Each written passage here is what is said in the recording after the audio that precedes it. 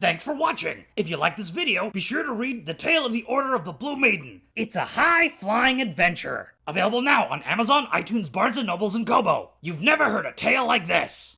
Lord Xerus, Lord Xerus, Lord Xerus, Lord Xerus, Lord Xerus, Lord Xerus, Lord Xerus.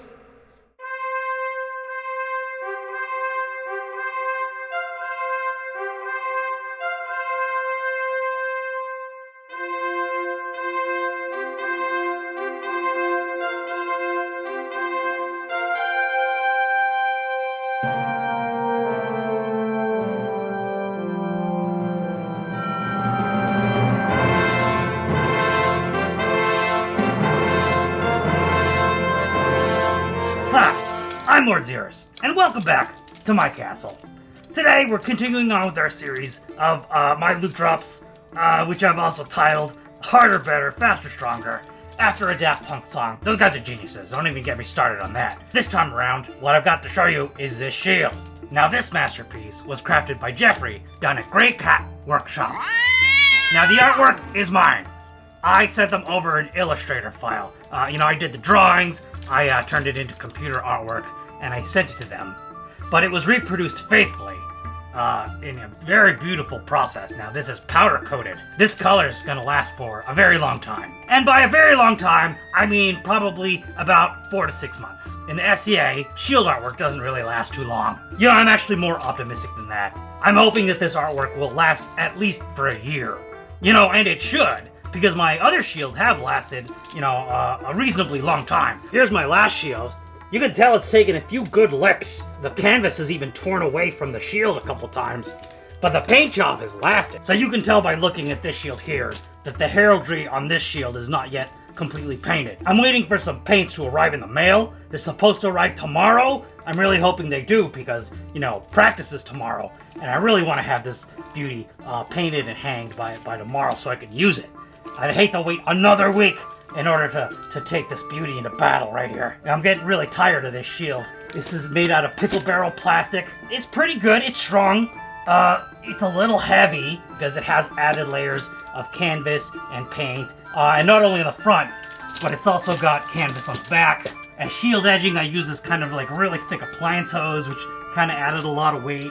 So as you can tell, this shield was strapped to be ambidextrous. I don't really know how useful that was. I didn't really make full use of it a lot. The problem with these straps, I find, is that, you really kind of have to exert more hand strength in order to grip them tightly. Now, maybe they could be tighter, but then the problem becomes getting my gauntlet in there. And when you use straps like these without the shield basket, you do have to use a gauntlet or something that's going to protect your fingers. That's just SCA rules. The only other really bad thing about this shield is that because it's made out of pickle barrel plastic, it has a tendency to curve. I mean, look at that. Look at that ridiculous curve. Now, it's kind of funny because when I'm carrying the shield, the curve actually kind of makes me feel like I'm kind of protected. Like I'm kind of like bunkered behind this little curve here. But the reality is that the curve makes the effective area of the shield smaller in terms of, defensiveness. So I find that, my opponents can get around the shield kind of easily and get me on the back. Now, if you uncurl this shield, you'll realize that this shield is actually a lot narrower than this one. Even though this shield is narrower, they both basically have the same profile. When I commissioned this shield, I went ahead and made it narrower because I knew that would cut down on the material that I'd have to carry around, making it lighter. I see other fighters in the field and I see the widths of their shield and I think to myself, I should probably work on trying to use smaller shields. That is a big shield. I thought making the shield out of plastic would make it lighter than a metal shield. But as it turns out, really not that light at all. Now this time around, I am going to do something different. Instead of using the leather straps, I'm going to go ahead and use this stainless steel shield basket that I purchased from Ironmonger Armory. I tried using the shield basket once before, and I didn't love it. Probably because I wasn't very experienced at the time, and what happened is I kept raising my shield, and I kept, banging myself against the helmet right here. I avoided using the shield basket for a long time because, in my opinion, it was too heavy. But now that I've got this aluminum shield, I thought it'd be a good time to try it out. Now the advantage of using this shield basket is that it's a solid piece of hardware, so it's a lot easier to manipulate the rotation of the shield with this. And with the shield basket comes the advantage of not having to wear a gauntlet when I pick it up. So I can finally use my left-handed demi-gauntlet, which I don't think I've ever actually used in a fight. So now I have to think very seriously about how I'm going to strap this shield. Alright? So, you know, where am I going to put this shield basket? And where am I going to put the support strap? Now, what I probably don't want to do is attach the shield basket in a manner so that the it's you know, at a 90-degree angle to my arm. Because if you do that, what's going to happen is that you know, your opponent's going to be able to kind of rotate your shield a little bit, you know, too easily. Like if they hit you on the top of the shield, it's going to rotate back to your face.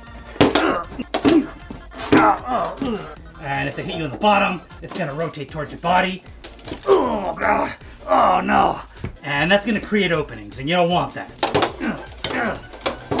That's why it's very common to actually, when you strap a shield, strap it at more of an angle. Maybe not necessarily a 45-degree angle, but an angle enough so that you can keep control of this corner, which is the most important, and so that if they do table your shield, if they do rotate it, it hits you more either in the shoulder or in your outside leg, and it won't just go straight into your groin, creating, no. And it won't go straight into your groin, creating that opening that'll leave you, you know, dead to rights in a combat. Oh, brother. It's one of the reasons I didn't choose a center boss. Now, a lot of people like center boss. I don't have anything bad to say about it. I'm sure that they're fine. It's just that the reason I don't like using it is because it puts so much pressure on the one point where you're holding it, and you're just controlling it with that one hand. When my opponents are using the center boss, it's a little bit easier to get their shield off kilter like this.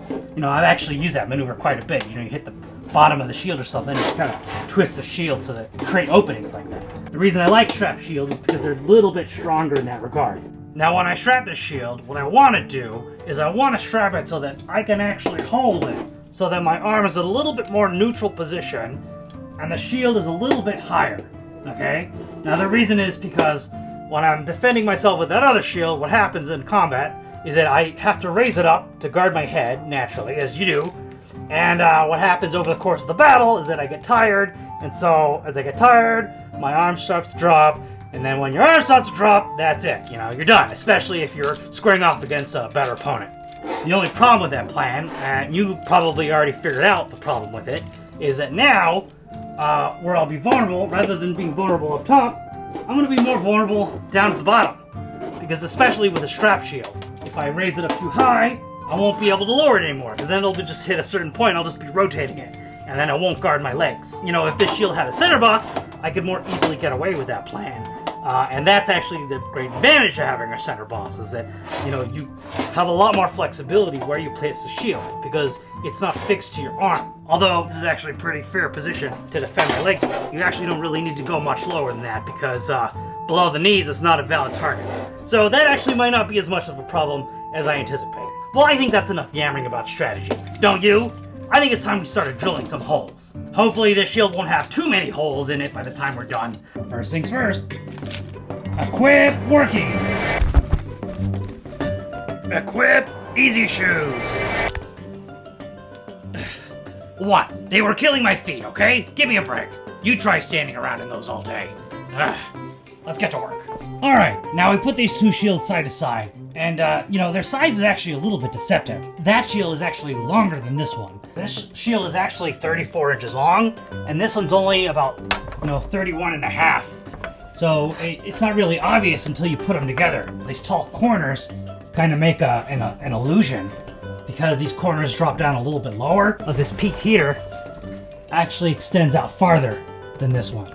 So this is more or less the place I've determined I want to put my shield basket. I really run the risk of kind of losing control over the top half of this shield by putting the handle so far down. I'm relying on the stiffness of the shield in order to make up for that. I can't spend all day thinking about it. I just gotta commit to something. Gotta make sure they line up, you know? Because with a material like plastic or wood, you can kind of fudge it a little bit. But with this aluminum, it's really stiff and you can't. So I gotta make sure your marks are in the right place before you drill. Alright, so when I previously attached this shield basket to my plastic shield, I have these carriage bolts left over. You can see they're painted. The only problem with these carriage bolts is that they have that square section underneath the head. You know, if you're drilling your hole to the exact size of the bolt, you're not gonna be able to fit it in there all the way. You might be able to mallet that into some wood or mallet that into some plastic, but you're not gonna be able to mallet that into aluminum. You actually have to drill a bigger hole. So I went ahead and went to Home Depot and I got some machine screws. And these machine screws actually, you know, don't have that square section, so they are gonna fit exactly. The only problem with these machine screws is they have this ugly slot in the head there. You need this in order to hold the bolt still. But, you know, as a medieval reenactor, this is kind of very modern looking and you don't really want that. So maybe later on what I'll do is I'll fill that in with some putty and paint over it. These are 1/2 inch long. They're nice and short, and that's good because you don't really want these bolts sticking out of the back of your shield, scratching your armor, snagging your clothing. Now in terms of what bit to use, I was gonna think about using this 1/4 inch bit right here, because this fits right perfectly into the hole there. But the thing is that, you know, I don't want to make a hole that's smaller than this hole. That would be a big mistake. So I think I'm gonna go ahead and use this 5/16 drill bit because I want this hole to be slightly bigger than this hole. And the reason for that is because when you're trying to fasten this to that aluminum, if you don't drill in exactly the right place, you're gonna be screwed if you use a small hole. So you want the hole to be just a little bit bigger, just to give you a little bit of give, so it's easier for you to get that bolt in there. So when you drill, don't just drill into your table. Use some dunnage. Use something to separate the thing you're drilling from the table you're drilling on. I mean, unless you really want holes in your table, then in that case, go for it. I've never drilled into aluminum before. I've drilled into steel several times. I've even drilled into hardened steel, but yeah, I don't know if I'm prepared for this. For metal, I'll use a cobalt, you know, or a titanium drill bit, but I don't have any of those in this size, so we're just gonna have to make do here. These usually do well enough, the first time anyway. All right, wish me luck.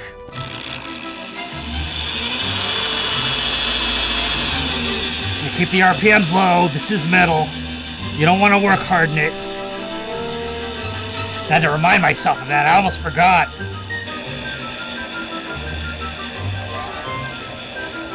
It'd actually be a lot easier with the drill press. Let's see how we're doing here. Get a wastebasket.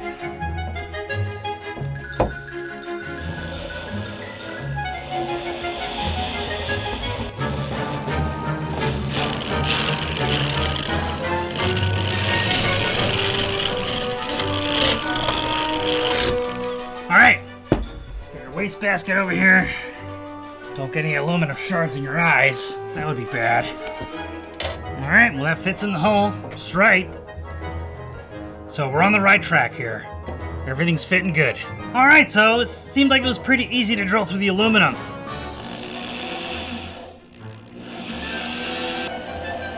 You know, actually it didn't even occur to me to look in the front to see where I drilled. And where did my hole end up going? Actually, it's really only important in terms of the artwork. I've had to paint bolts, you know, half one color and half another. I've had to match artwork. It's kind of a chore.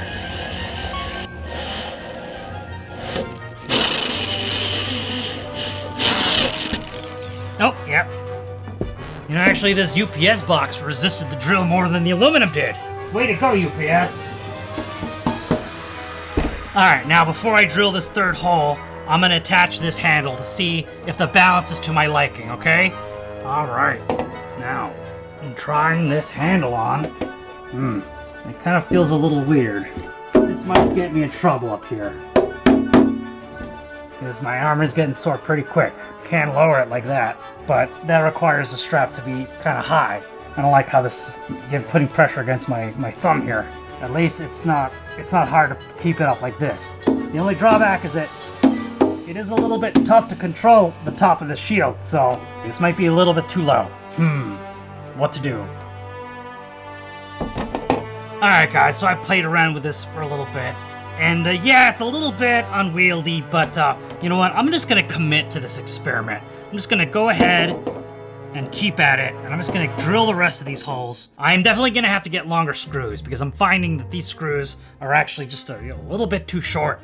I need that Sharpie. Where'd the Sharpie go? Sharpie! Sharpie! But yeah, see, it's already way off. I really hope this is in the right place. If not, we might have to make an even bigger hole.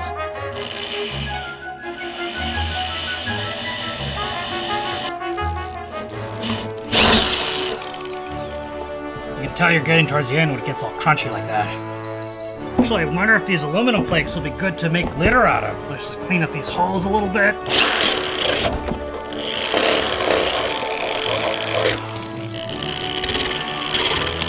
Really just want to make sure it's nice and smooth in there. And we're back. I've got my hardware fully attached here. I had to go back to Home Depot to get some different size screws.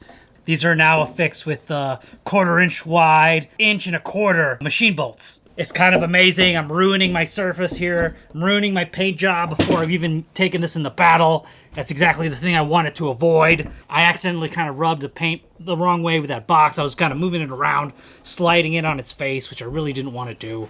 All right, I'm really excited because my paints arrived in the mail. I ordered these from an artist known as Stuart Semple. Guy has an interesting story. Tried to recreate the world's blackest black, the Vanta Black. Rights of it were bought up by this guy named Amish Kapoor, and now the art world is kind of mad at that guy, or at least Stuart Semple is anyway. So he created his own really super black. That's not it. This is Gossip Pink. I'm gonna be using that for a different project, not this one. That would be something though, huh? Like a shield emblazoned with pink heraldry. That'd be kind of funny, or fun rather, or cute, or awesome, depending on your perspective. There should be one more in here. Oh yeah, here it is. My unicorn milk. But the one I'm really excited about right now is Goldest Gold. That's the one we're gonna be using for our shield. So that's exciting. I might have to do this painting off camera because I'm kind of short on time. So I really got to do a rush job on this. So I will keep you updated. But if you're interested in checking these colors out, go to culturehustle.com. You can read the whole story there about, the Vanta Black, and then he's got the world's blackest black. 3 versions of it, actually. Now he's got some really cool, colors that change with temperature. So yeah, check that out. If you're an artist, check it out. It's worth a look. Okay, guys, well, I'm sorry that you couldn't see me paint this thing. I was in kind of a stressful situation. Trying to paint your gear right before practice is very rarely a winning idea. You show up to practice with wet paint all over your face or whatever. But then I was told that I had to handle an output of an episode of the TV show I work on, so I couldn't be late to work like I usually am so I could go to practice, so I had to skip practice. But then, the episode ended up being handled by someone else, and all I ended up doing was moving a file from a computer to a server, and that was really kind of, pointless. And so I missed practice for nothing in the end, but at least I, had a chance to paint my shield before taking it to practice. I did manage to get the hardware on there in time, but you and I would have hated for all of this nice powder coating to get ruined, like at the first shot. Things tend to get ruined, right away. I don't know what it is. You get something nice. I got a new pair of eyeglasses one time, and within 5 minutes it had a giant scratch on one of the lenses. And this thing is no different. I started scratching the front of it, and then I got this weird, grease stain over here. I don't know what it was. I don't know how, but I suspect it was that when the second I opened, Stuart Semple's Goldest Gold here, I somehow got it all over my hand, didn't realize it, because there's another gold stain up here on the side there. Tried using turpentine to take it off. I tried using soap to take it off. It never came off. I ended up kind of rubbing it off with my finger. That was the most effective thing, but it's still there. So annoying. So anyway, I just wanted to tell you a little bit what it was like to paint with the Stuart Semple Goldest Gold, because I was actually trying to research this product online, and I found a very scant reviews of this material. I'll just say that I think that the folks over there at Culture Hustle, they're very good at marketing. It's a good product, but I don't know if it really, warrants the name the world's Goldest Gold.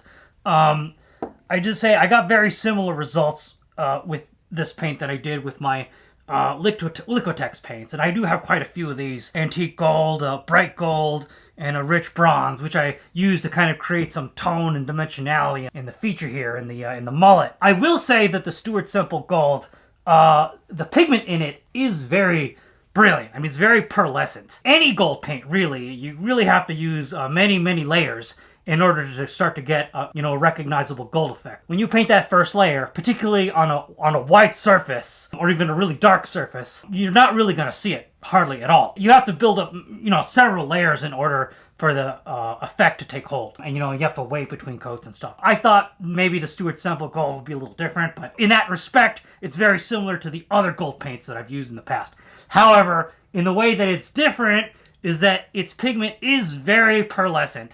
It does shimmer a lot more. It does seem to be a lot more livelier than most other gold paints that I've used. Even when you were cleaning the brush in the water had a very glittery gold sheen effect, which is very pretty. Not quite the effect I hoped for, but maybe I should have asked Grey Cat Workshop if they could powder coat in gold. I didn't even think to ask them that, because that is possible. You can do powder coating in gold. So maybe next time I'll see if they could do that for me. I did choose to paint the mullet myself for two reasons. One, in order to achieve that kind of dimensional effect rather than just have a flat, gold sheen on it, which I didn't think was going to be very interesting.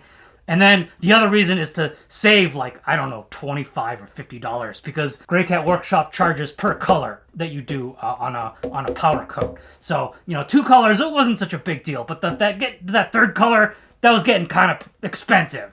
So it didn't even occur to me. I thought maybe I'll do yellow or a combination of two, yellow and a darker yellow, to do some kind of drawn shimmering effect. I decided just to save the money and do the painting myself. Grey Cat Workshop was very easy to work with. I emailed the gentleman there. I believe his name was Jeffrey. I did make a request in order to make my shield more wide, because I did initially order it narrower than this, and so I did ask him to make it wider by 2 inches. I sent him some updated artwork, and then he just charged me for the extra materials, and then everything was taken care of. It did take a while, but that was only because he had his aluminum back ordered. They did a great job.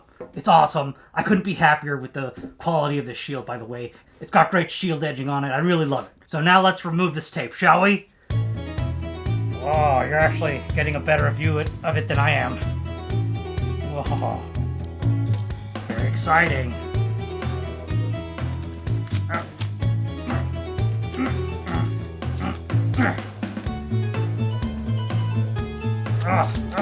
Well, that's kind of disappointing. The tape took part of our paint job with it.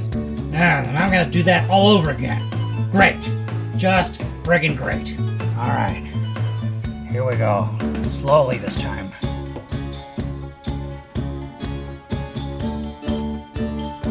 Maybe the problem was that I wasn't looking while I was peeling this off. Our next one. Do one at a time.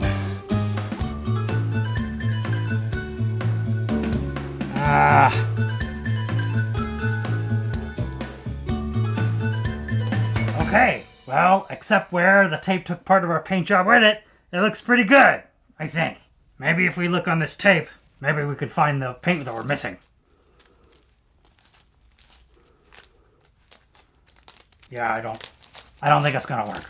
Anyway, well, once I get that patched up, the only thing that remains left to be done is to cover the whole thing with this acrylic, what the fuck is this called? Acrylic polymer, what's it called? Acrylic polyurethane clear coat. Now the powder coating by itself probably doesn't need all that much protection.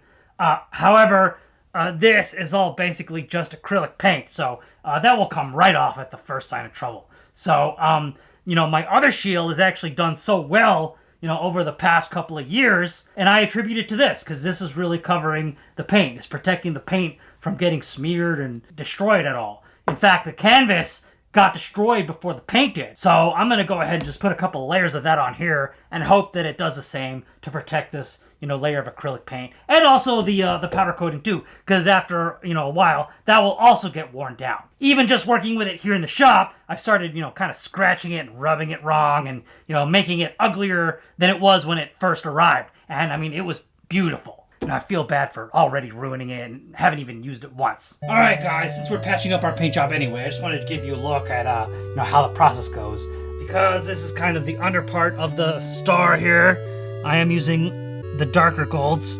Normally I would put some tape to mask that off, but because we had so much trouble with that tape, I'm just going to try to be careful and not go over any of these lines here. That is kind of a feat. If you've got a steady hand, good for you. I'm kind of out of practice when it comes to painting. I haven't painted in a long time. It's a good hobby. This color is called rich bronze. My painting teacher always told me never apply colors, you know, straight out of the tube, so you want to mix them a little bit with something. So I'm mixing my rich bronze with my antique gold, which is, these are both Liquitex colors here. Nothing against Richard Semple's Gold is Gold, because it is a very pretty color, I'll be honest with you. But like all gold colors, you have to add them, you have to apply layers. You kind of have to let them dry a little bit before you apply more.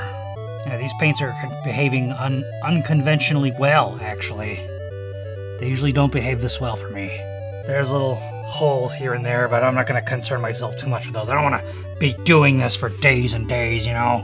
It is possible to get into this, like you try to cover up an area, then you don't let it dry long enough, and then you reapply the brush, and then you just end up picking up the paint again off the surface. It's very frustrating, so you're going to have to be very patient.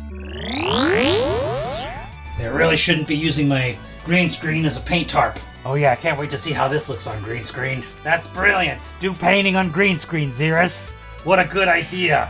Put your glass paint palette on a green screen and see how that translates. Let's see if I can get this precise enough. What happened here is I didn't tape it off quite correctly, and so I got some blank areas up here. I might just have to not worry about this because I don't know if I have enough fine motor skills to really cover this. Although this seems to be working okay. Maybe I'll just hit it with a Sharpie. This takes real superhero powers to do.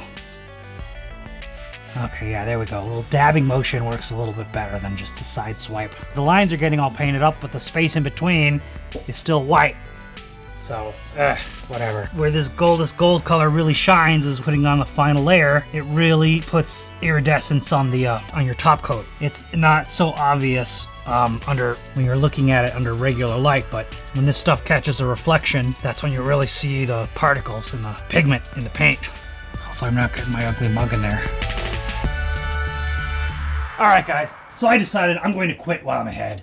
The more I mess with this, the more trouble I'm going to get myself into. So I'm just going to go ahead and put a clear coat acrylic polyurethane veneer on here.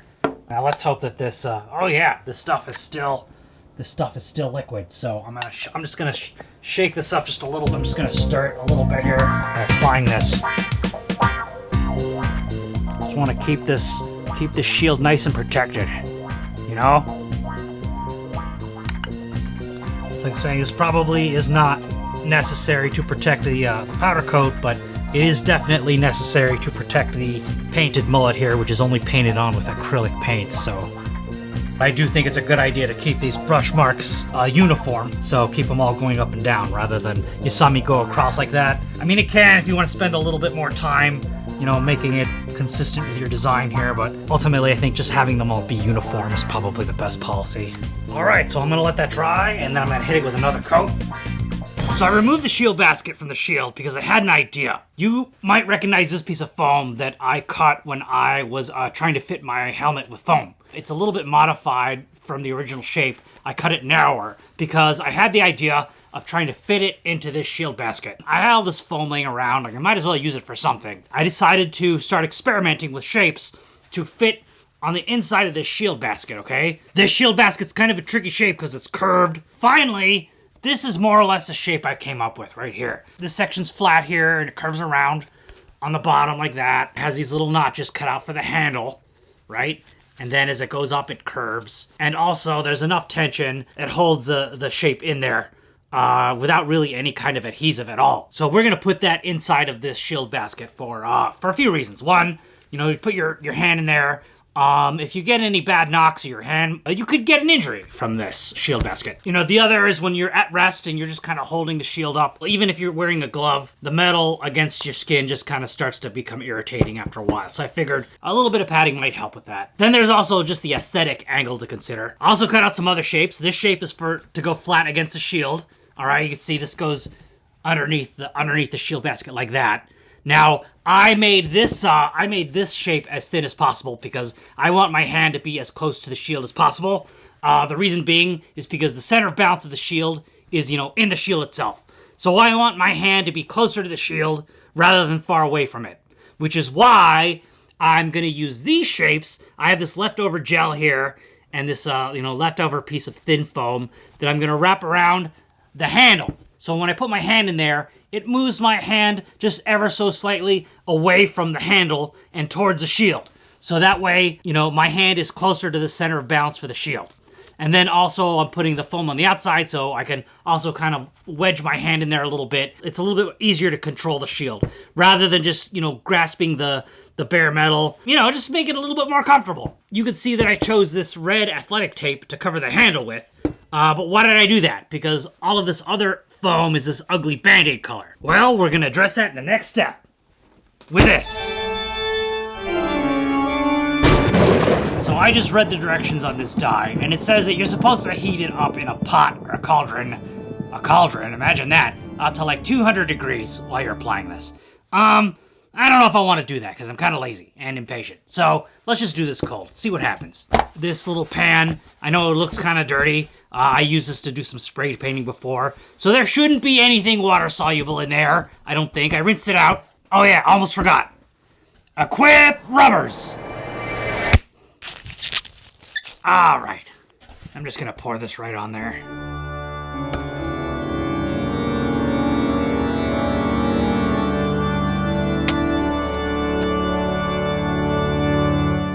I guess I only needed to dye one side. Ooh, it's cool, giving me kind of Dracula vibes. Oh, those little spots there. Little air bubbles or something. There we go. Okay, I might have bitten off more than I could chew with this.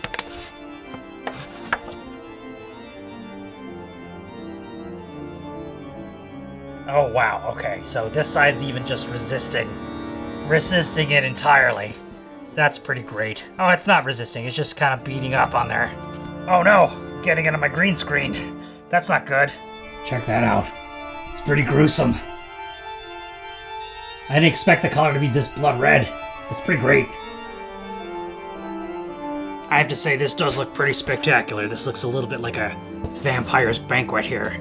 Well, what's nice is that this fabric material, which is going to be facing the outside, that is completely saturated. So, I mean, that was what I wanted.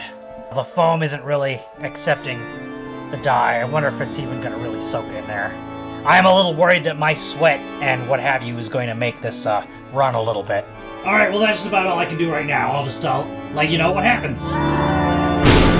Alright guys, so I moved this project to a slightly less sustainable part of the house. Let's just say that because of this guy, my blue screen was becoming my purple screen. Beyond that, this was a resounding success. Look at these colors. Shoktec foam is officially dyeable. Look at this. Look at these beautiful colors.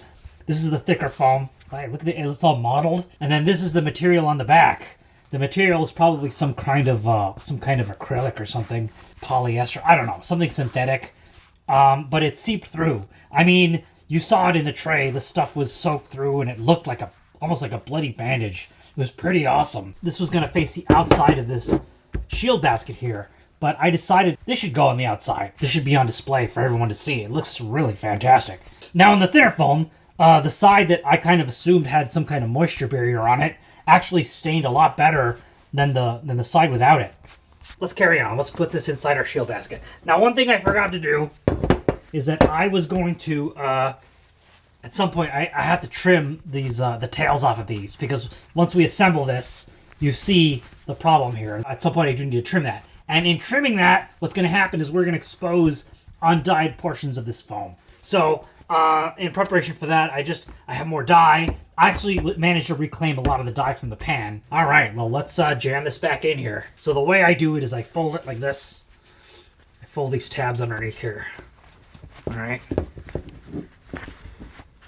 This is kind of a tricky process. This glove, I swear to God. Don't be surprised if you tear your foam when you're doing this, because I did. So then under here, what I do is I just pull this through, putting my fingers through the bars, and look at that color.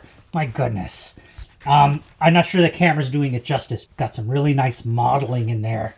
Mottling with two T's. Mottling, it's a very mottled color. So it kind of looks like almost like leather in there. Yeah, I don't think this would have looked as nice facing outwards. Maybe, who's to say Lord Xerus isn't a vampire? Maybe he is. Ooh, spooky. Alright, so now I'm going to trim this here. I'm a little afraid what's gonna appear underneath here.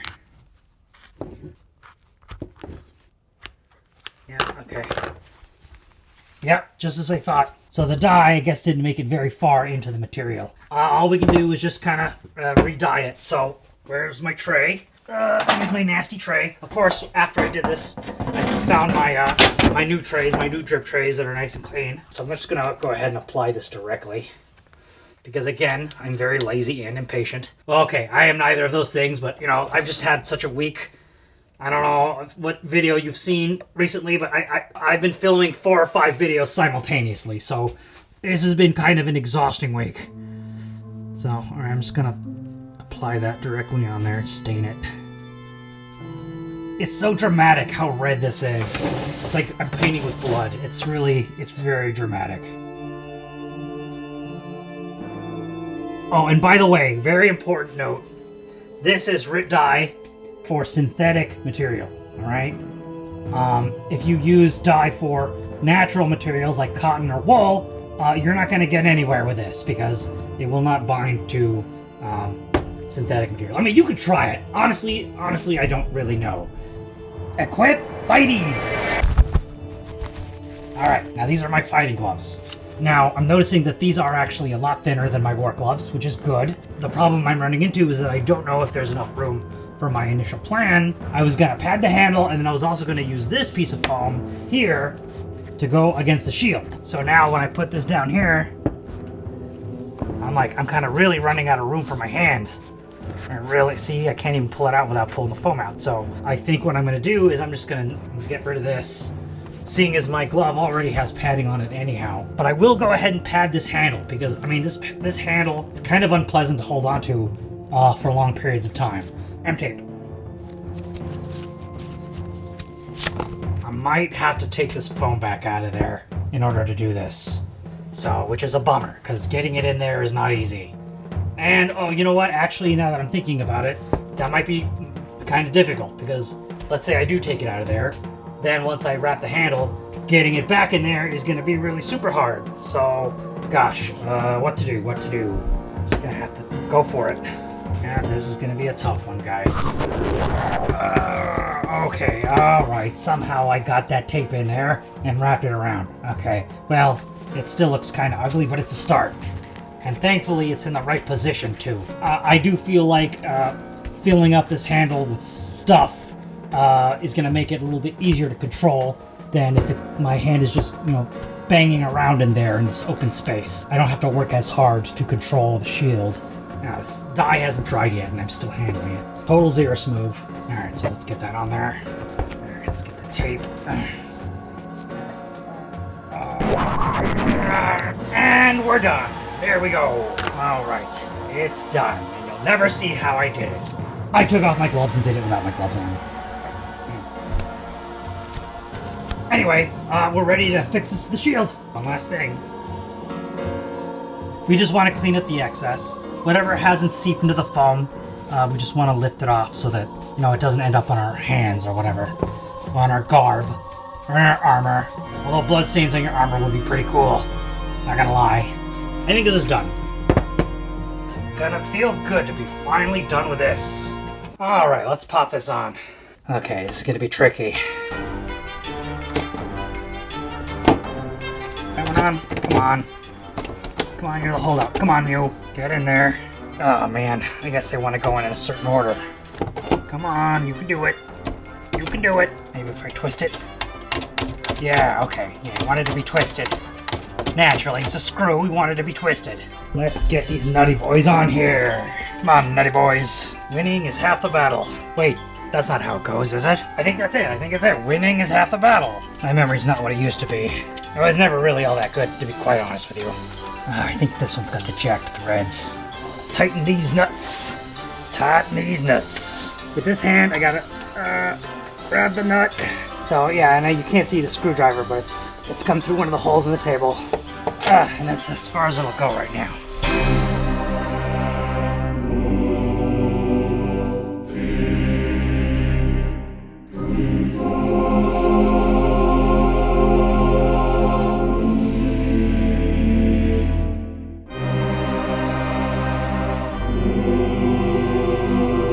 All we have to do is wait another week for practice to roll around. Just another week. Yep. Just 7 more days. I'm hungry.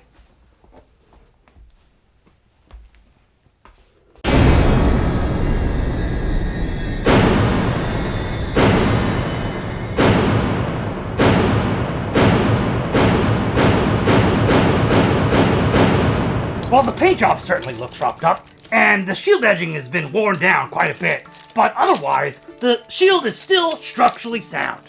Even after a year of taking a beating, the thing still works like a charm. The hardware's still attached, and everything still works as it should, and not even a hint of bending, so yeah, everything's holding up pretty good.